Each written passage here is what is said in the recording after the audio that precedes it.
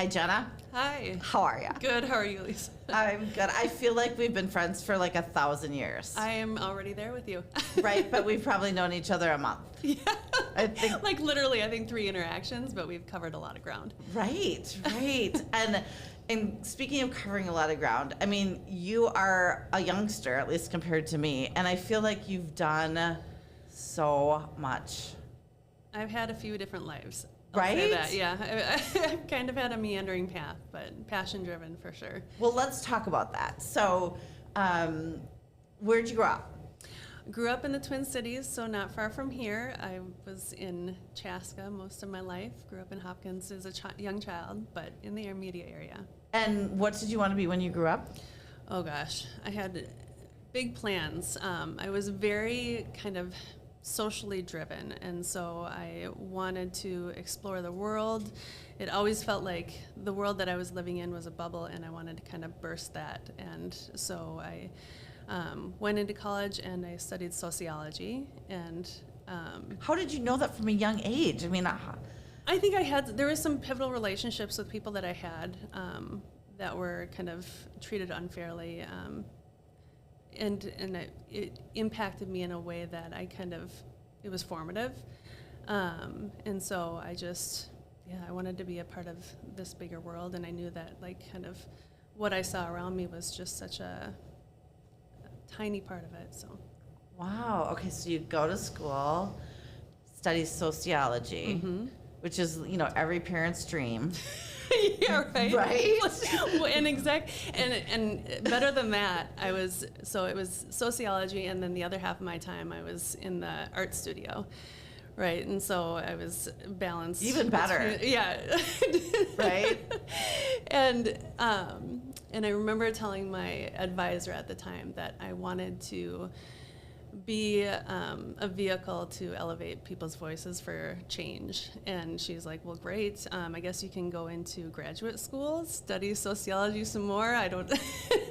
And so even then, I didn't know what that meant. But I was living in the liberal arts world, which is its own bubble. Well, even to be able to articulate that, I mean, and to even think those thoughts, I mean, clearly your advisor didn't even understand what you were thinking, but somehow you had this spark of something. She's like, go work for a think tank. I said I wanted to go work for a think tank. She's like, well, what? That brings me back to college.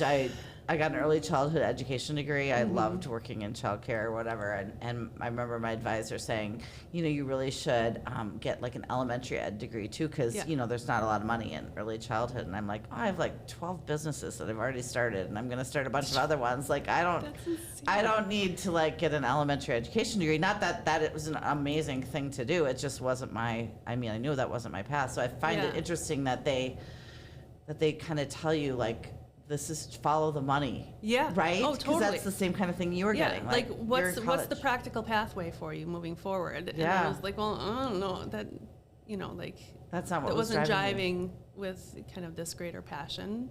But I guess I'm resourceful. So. Right. The kind of. You gotta figure it out. And I think I did hold that as a North Star. And I think coming out of college, it's been a wild journey. I worked in mental health straight out of college, so I worked with people who had severe and persistent mental illness as a direct care worker. Really? And so I was working with people who were enduring schizophrenia, bipolar disorder, personality disorder, and that was a heavy load as that is heavy. A young 20-something. But I had this kind of intuition that if I worked with people who had a different perspective of the world and were navigating it in an entirely different way than I was, that I could learn and I could grow through that. So after that, I worked with a disability advocacy organization, but kind of my heart was pulling me to get into the international sphere. And so through kind of some dogged determination, I started work with the American Refugee Committee, now Alight, and that was back in 2008. So what is that? So The American Refugee Committee. Yep. Okay. So it is a humanitarian agency that works globally with about 3.5 million refugees, providing healthcare, water, anything that people might need after a natural disaster or man-made emergency. And so getting into that space, that was for sure my heart space. Where were they based out of, and how did you Out of Minneapolis. Okay. Yeah, so it was like this small headquarters of like 40 people at that time. But then globally, we were around 2,500 frontline humanitarian workers. How did you even get introduced to that organization? Scouring, searching.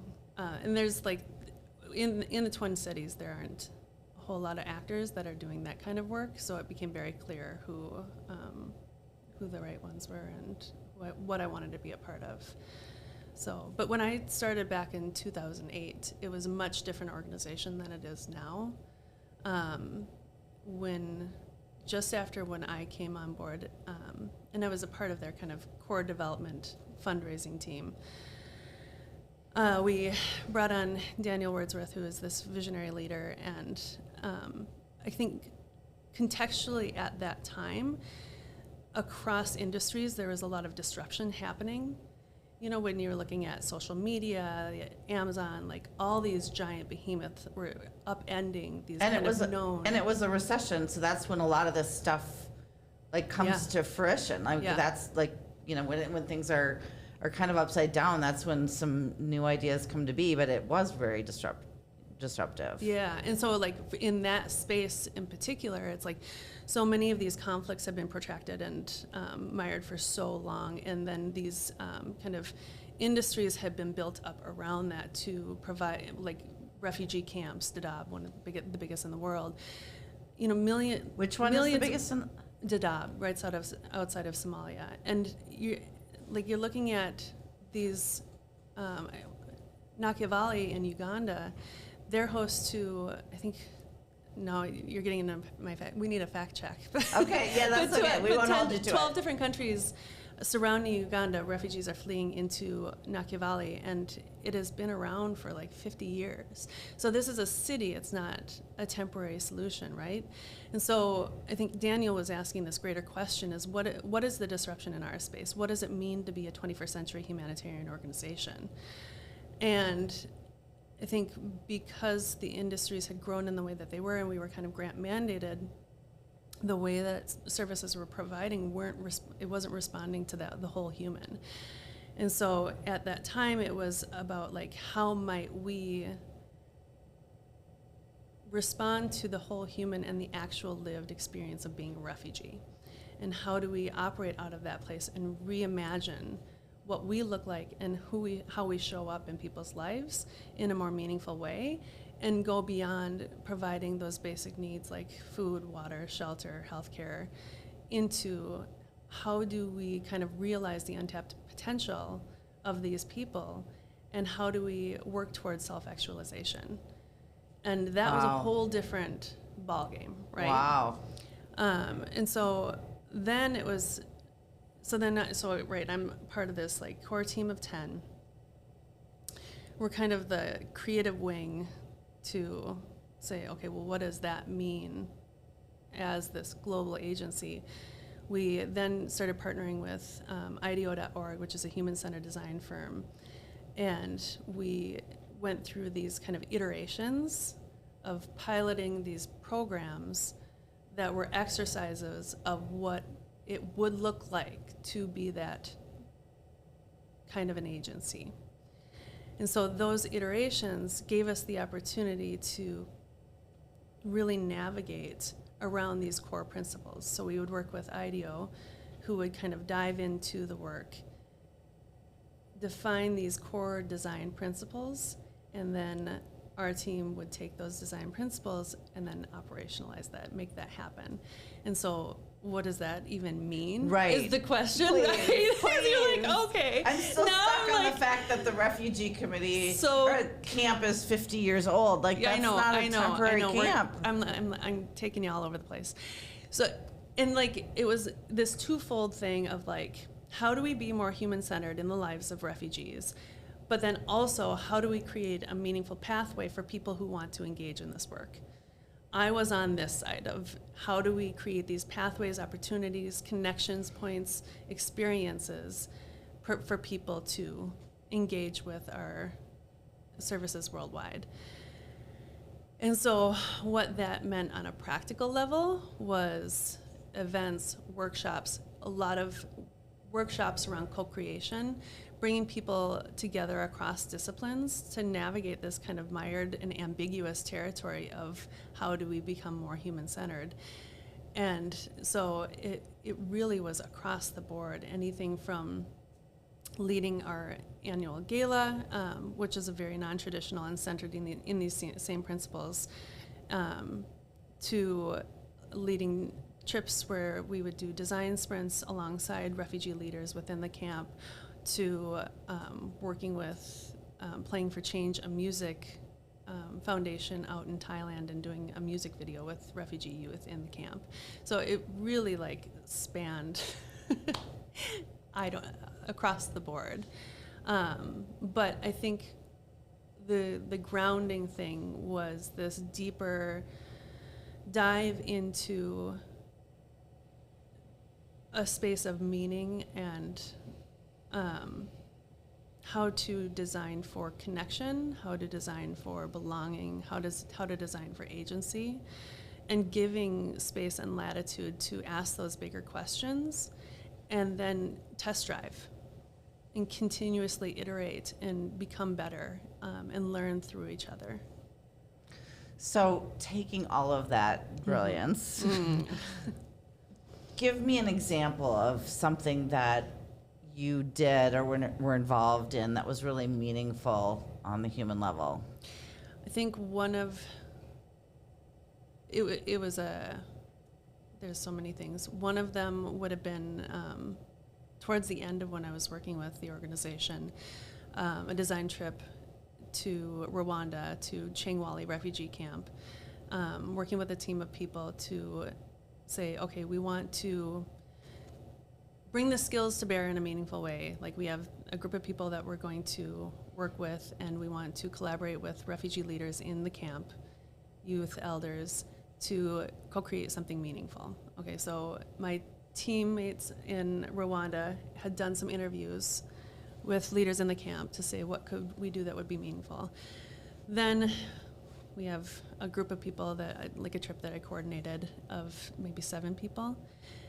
We go, we get grounded, we're there in the camp, we start doing our own interviews and getting to know people and building relationships. And before we could even open our mouths, this group of youth came to us, and they had a whole proposal for a coding school that they wanted to realize. And so it was a sprint from there on, right? Like, okay, so we're still gonna update the community center, but that's just like, I see, like that's a side gig. The real thing is this coding school. So how do we establish strategic partnerships? How do we, with the private sector within Rwanda, how do we start creating a building that actually has connectivity, computers, connectivity, in a refugee camp. In a refugee camp.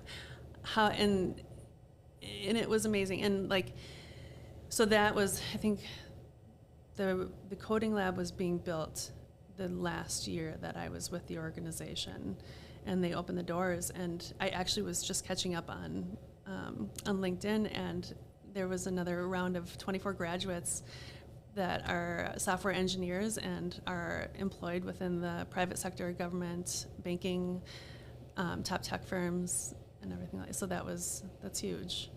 Wow. I mean, when you talk about place, like, I can't even imagine, you've been, taken from where your family grew up, and you're in this place that you didn't think you'd end up being, and your family is misplaced, and there's still that ingenuity, and you were creating that place that really was able to change lives. I mean, because of what you you listened and then you helped. But I think that's the point, right? Is like there, and I think what a huge takeaway from me was moving from a mindset of scarcity to a mindset of abundance, right? Like that these opportunities surround us, even in circumstances that seem mired in scarcity, right? In some of the most challenging circumstances. And when you can realize that there's opportunities abound, and that transformation is about kind of rallying around that. And it wasn't me, right? Like they already had the idea. It was just, how do you funnel the resources into what's already existing, and giving people the, you know, the opportunity and really seeing their potential. And Well, gosh, I mean, so like you're Not making passing me it over. completely, like, we're getting deep here now, but like you're making me think completely different, because I think we talked earlier about kind of trusting your intuition yeah. and like how we've turned that off and yeah, need to turn that back on again. And but it is our society, it tells you you can't, like, or you shouldn't, or Yeah. it's not safe, or gosh, I mean, I have our, you know, even with my own kids, I'm like, make sure you keep your day job, and you know, like, yeah. but like there's opportunity and everything. And so what you did was not go in and tell people what they should be doing. You went in and listened, and then just kind of made it a few connections to kind of help them realize what they already knew they should be doing. Yeah, and I think it's just amazing to see the impossible made real. You know, I think that was the time and time again, that was what I was seeing in that space. And so it just reframes everything, and I can, like, it changes you in a way. And so I think after seeing that again, and especially with the coding school and the built environment, and there was another project that was called Asili that was building a first-class healthcare center in eastern Congo for mothers and children. This beautiful building that really was designed to, number one, provide consistent services in the lives of people that hadn't had that, but with beauty and done in a way that really created dignity. I think there was, you know, there's these moments that are peppered through your life where you see things, and it kind of, once you see it, you can't turn back. Like that switch is turned on. Sure. And so I think that was, both the coding school and Asili were catalysts for me saying, okay, there's something about the built environment that has the potential to be so transformative. And so that was kind of, I had this growing desire to figure out what that meant for me.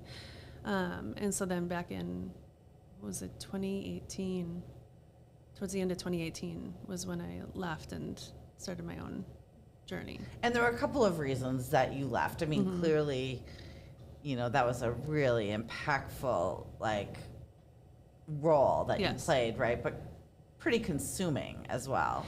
Consuming, you know, and at that time I had 2 young kids, and for the design sprint that I did to Rwanda, this is, I think, not enough women talk about this, but like I had to wean my 7-month-old, and that was huge. And so, and my boss had just come to me kind of as I was ready to kind of make my launch. She's like, you know, invited me to be a brand ambassador and travel the world. And I was like, well, that would be amazing 10 years ago. You know? Right. But now I'm in this different space. But I think also creatively, you know, I'd been working at such a conceptual level for so long. I felt this greater need to be connected to something tangible, to kind of the making process and the creation process in a way that I hadn't, like, I've always felt that there was 2 sides of me, you know, like the artist and, you know, like back to college, right? Sociology and the art studio, it just is not changed. Well, and that's really cool. I love that. So the artist is calling, and Something. babies are calling. Something, yeah. And you have to take a leap, or you Yeah. chose to take a leap, I should say. I chose to take a leap, and I wanted to find that kind of greater alignment as I'm in a different space. I had some time to reflect. I think what I was ultimately seeking was this confluence of discipline with greater purpose, and bringing those things together. And so at that time, like you said, I was so consumed, my identity was so entwined with the organization, and it had defined kind of me and my ambitions for so long that I didn't even know who I was anymore. And so after leaving the organization, I kind of went into this hibernation. And in tandem with the work that I was doing in the humanitarian space, I had always done fine art. And so I trained myself as a fine artist, and I would use commissions as a way to like actually get the work done. Sure, right? Yeah. And like you told someone you had to do it. Like, I have to do this thing. It needs to be real because there's somebody on the other end. Let's wait for it. Otherwise, it would never get done. Yeah, that's funny. I mean, it's such a motivator. Yeah, it is. Yeah, interesting. Yeah. I mean, one way or another, we got to get ourselves out there, and yeah, whatever it takes. And ironically, at that time, I signed myself up without any work done for the Edina Art Fair. Oh, wow. Yeah. I love that. That's so me. I plan events, and then I'm like, oh my gosh, now I have to do it. I told like 12 people I'm going to do this, and now I got to do it. So I built a website, got a whole body of work together. I booked a year's worth of commissions. And that was my soft landing pad. That was my chance to dive off into the unknown and regroup, recalibrate. And so I spent literally a year painting. And it was wild to go from this incredibly global connected space to this very quiet internal space, right? And there's a lot of unearthing that happens. Right. Like, during did that you time. feel like, like, was it unsettling? Was it settling? Was it peaceful? I mean, I'm sure every day was just a little different, right? Yeah, totally. There's both like this wild, unrealistic optimism of like, what now? But also the impending, like, what am I doing? I love that. Yeah. But trying to live in a state of grace to say, I'll figure it out. Yeah. And it quickly changed. Within a short amount of time, I started getting public arts grants, some placemaking opportunities, and then that quickly spun up into what I'm doing now, which is commercial interior design, but from a totally different side of things, I guess I would say. Yeah, I mean, and it is just so different, right? Your story is so different. Like, I know. Yeah, I created this, coding school and, and now I'm doing commercial design. I mean, I think that the path to where you're at is so unique and different. Yeah. But I think it also, I was struck in the conversations that we've had about how you bring all of those experiences to understand how important place is. Mm-hmm. And then you look at it so differently. Because my work has always been around how do you engage stakeholders around a vision and hold tight to that vision throughout the process of execution, right? And it has always been something that's very complex, very detailed, multi-layered, where you have an insane amount of detail at the ground level, but you also have to operate at the bird's eye view to understand how all of the relationships are at play and how you're building that over a timeline to make sure that when those doors open, it honors the original intent and the original vision of the client. And I mean, that's not like, I don't know, just production, right? It's so different from just a job, right? Yeah. Like, I don't know how to say that better. You say things way better than I do. But no, but like, and it's about relationships, right? Like, I think that's always, that was what I came to find when I did my hibernation was like, oh, it's about the relationships and the problem solving. Those are the things that light my fire. And like, there's so many different kind of, when you're working on a project, and like I love working with small to medium-sized businesses, right? Because there's this nugget, this kernel of an idea, and there's so much passion around that. And I've worked in restaurants, which are highly passion-driven, right? And hands-on too. Anyone from like a seasoned restaurateur to somebody that is just creating a business for the first time. And there's always kind of this competing landscape of the contractors, the people that are coming in and executing, and then the owners who are putting their lives at stake to make this thing happen. For sure. Right? And there's so much on their plate to balance, having to then kind of build out what is the identity of this space? What is the story of this space? How am I bringing on the sign fabricator, and how am I bringing on a graphic designer, and how am I bringing on an interior designer? I end up acting more of like a creative director, I've found. And then through that process, I'm always seeking to kind of build trust with the clients, and then I know that I have that trust when they call me and ask me with every detail, what should I do? Right. Be careful what you ask for, right? But it's wonderful because like I'm able to be there and I'm able to navigate a lot of those challenging questions while also holding that vision up here so that it doesn't get lost, kind of as the execution happens. I'm almost kind of confused because I feel like on some levels you're a real visionary, but you also have the ability to like take someone's vision and execute, which I think for a visionary it's hard to really keep someone else's interests so at the forefront versus like, you know, I mean, I think you have strong opinions and great ideas and whatever, but like it's really powerful that you are able to really stay focused and ask enough questions to really understand what probably better than with your sociology background, you probably understand the vision of the proprietor better than they even understand it themselves, or at least you're able to articulate that. I'm a very odd duck, like, because the thing is like, I'm also not afraid to roll my sleeves up and get my hands dirty. Yeah. During COVID, when everything shut down, I was on a scissor lift painting a 2,000 square foot mural in the Mall of America.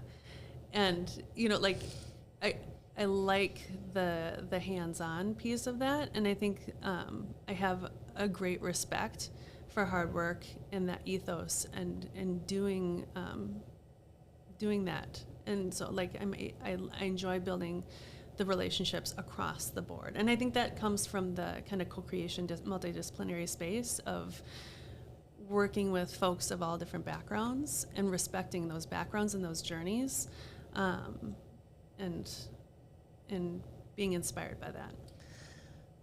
I'm drawn by your comments that you took some time to be on a scissor lift or to create and be by yourself in order to appreciate how important relationships are.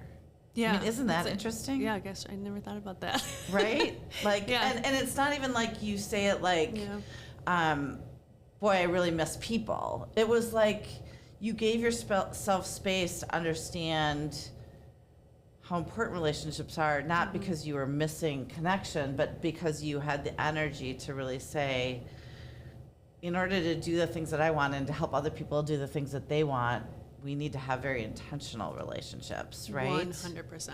Yeah. I think intention is at the core of it all. Yeah. Yeah, right. Like the greater why. Yeah. That's what I'm always asking. What value am I providing? Honestly. Yeah. Well, and I think it's hard to think about that in the day-to-day. I mean, I was at a retreat last weekend or last week, and the comment was made that we often, and I'm so guilty of this, we often say, gosh, have I done enough today that I deserve the opportunity to rest? Or did I do enough this week that I can actually read a book on Saturday morning instead of go do something else? And the comment was made that you really should look at life totally differently. And have you rested enough so that you could really be out there doing the things that you are called to this earth to do? Yeah. And that's just kind of blown me away. I can't stop thinking about that.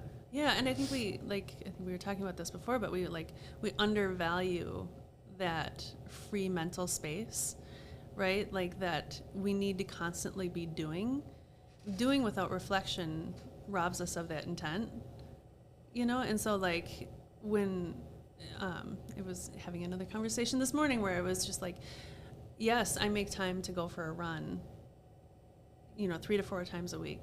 That is my grounding space.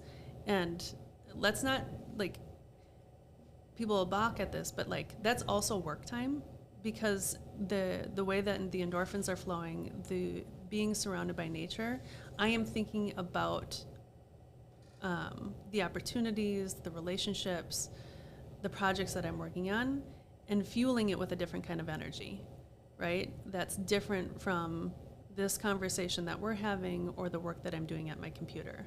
Right. Totally. I mean, I feel like when or this is, I guess, speaking for me, trying so hard to do good work for all of my clients and to try to support my team and help them be as successful as I can possibly be.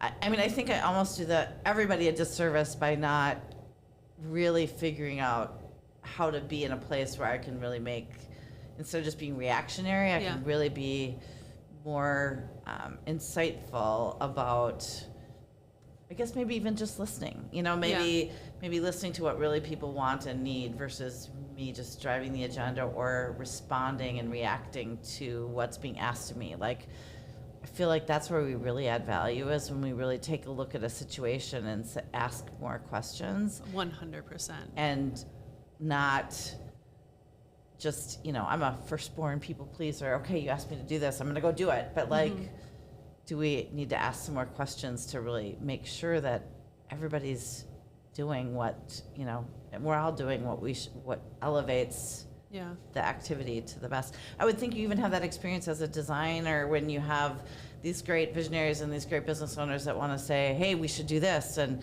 sometimes that's just an idea, but you've got to say, well, your original vision was this, right? Yeah. Well, and that's where I love getting into the strategy piece too, because I think that it is this kind of nexus of creating, when you launch a business, desirability, feasibility, and viability, and holding those together in a mutually supportive way. And so, often I think the interior design piece or the graphic design piece that gets lumped into this desirability. Is it beautiful? Is it attractive? Is it whatever? And I think what I'm interested in is the growth of the experience economy. And actually the desirability piece is core to the viability. And the cost engineering gets to how do you make this or how do you make this feasible? Right. And so I think that's also where my background working in nonprofits is how can you create the biggest impact for the lowest dollar, and working with and being honest with clients as they're looking at their budget and saying what is the experience you want to create, and where do you need to make the investments to create that experience, and where can you pull back, and helping to negotiate through that conversation, and how is it all cohesive and mutually supportive. I feel like this is so selfish. We need to find a role for you like it's a new job, it's a whole new career, right? And I mean, like, I just like on every project that I work on, like every owner, I feel like they need to engage you to just say, let's really talk about this space, this building, as it from a business owner's perspective. Like, how could you imagine this? Like, the fact that you can say, I mean, you look at a sense of place and how can that be? You know, we talked about that project in the church in Hopkins, and like the way that you look at space and how people fit into that is like, well, and what is the greater value to the community, right? Like that's why I'm so passionate about this, because it's like we have an opportunity to reshape our landscape, which reshapes our community, which reshapes our lives, right? And how are we bringing these puzzle pieces together in a more meaningful way? I think even like this is Smith out in Eden Prairie, which is in the historic school building. It's my favorite place. Oh. I'm 3 miles from it. I live off the regional trail. And so I will bring my kids, we'll bike to Smith. They have like pizza and wine Wednesdays, and like it's our family place for us. And they must have really protected this little corner of Eden Prairie that they have, because they have this great lawn. There's development happening around them, but they're such an asset that makes our family's life better. And I'm thinking about like, how can we bring more of that into our communities? And so I think about kind of the walkability of areas, which was why I got so excited about the project in Hopkins, because I think amazing things are happening in Hopkins. And like I said, like people expect to go there and walk, and that's okay. That's a part of the experience. Yeah. That's a joy of it.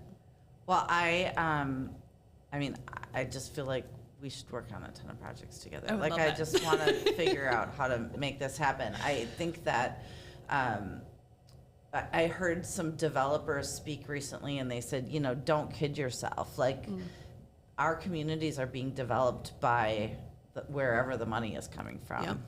And not by really what is supposed to be, what's the best thing for the people in those communities. Yeah. And so, I mean, it's an uphill battle to do what you're trying to do. And actually, there's one of my clients that I worked with on a much larger project. It was 50,000 square feet, the borough out in Oakdale. Guy, he's a live wire, and I love working with him. And we looked at a couple different spaces, but looked at like an old JCPenney's, say, what could we do with this space? And you're right, there's a lot of, the people who own those properties don't live in the area, and so they're not concerned about what value kind of transforming the space could provide to the greater community. But the guy that I'm working with is, you know, and like, so I think that there is an abundant opportunity around us, but yeah, how do you bring the decision makers to the table and maybe take some risks? Yeah. I mean, I think it's going to take, I mean, it's super powerful, right? Like, you know, whether you're doing it locally or internationally, like a sense of place and community, and really being thoughtful about that versus just trying to put a deal together that makes someone the most money possible is a totally different way of looking at the world. But this is what shapes our lives, right? Yeah. So there is no greater cost, I guess I would say. Wow. Yeah. Lots to think about. Yeah. Okay, I feel like we could talk all day, but I'm going to just end it there, and you know, maybe we'll keep talking. Oh, for sure. We'll keep talking. Well, and I just want to say thank you so much for bringing me to be a part of this platform, because I think it's incredibly powerful for people to have a space to share their stories and kind of bring their full selves. So I thank you for that opportunity. Well, it's been my honor. Me thank too. you. Thank you so much, Lisa.